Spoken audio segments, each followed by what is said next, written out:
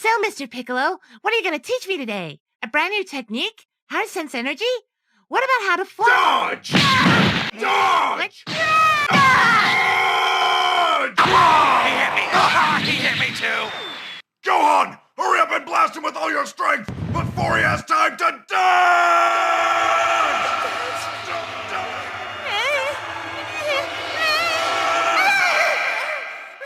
Damn you, Pavlov! Pavlovian conditioning is a rather straightforward, yet common behavior in all animals, though it usually goes unnoticed in our day-to-day lives. Animals can be conditioned to unconsciously relate a stimulus to a particular state of mind. On average, the process could take 5 seconds or multiple hours, at least in theory. In practice, I see this occur in humans in about a minute or two. Funnily enough, I see this kind of behavior evolve near instantly in fighting games of all places. Lucas, why don't you talk about actual competitive sports? While the behavior is on full display there too, it's not nearly as fun talking about some guy fighting another guy compared to a guy that literally shoots fire from his hands that is fighting literal Minecraft. Okay, bad example. The fast-paced action and competitive environment of a fighting game forces the players to adapt quickly or else they risk losing. Part of it is learning in the matchup, sure, but the other part is learning how the other person plays in order to beat them. Pick up on their habits and punish them for falling back on them.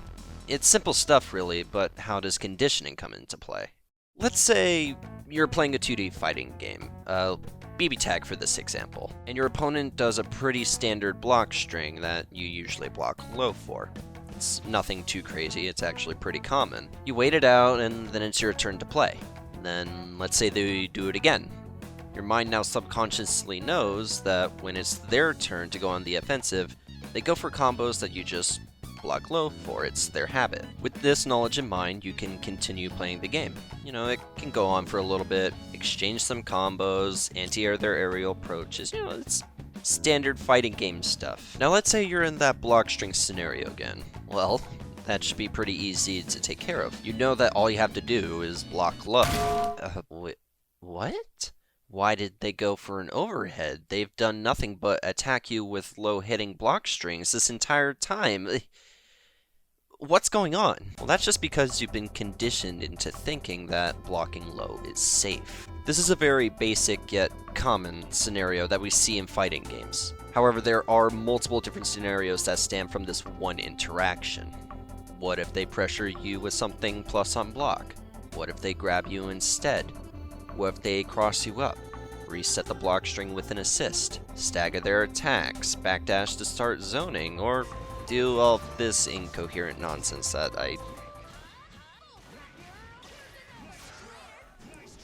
What is going on here? These are scenarios that we, as gamers, have to adapt to in an instant and be ready to anticipate. Of course, there are multiple different ways to cover these situations, but that becomes increasingly difficult when you're actively trying not to fall back on habits, trying to pick up on your opponent's patterns, and subconsciously being conditioned throughout the match. Fighting games actually require a lot of mental thought on top of their well-known tight execution windows to perform combos and special moves. Not to mention the pressure of being in a tournament setting, playing against quote-unquote toxic play styles, and the near back-to-back matches not really allowing for a chance to rest or decompress your brain from all the stimuli.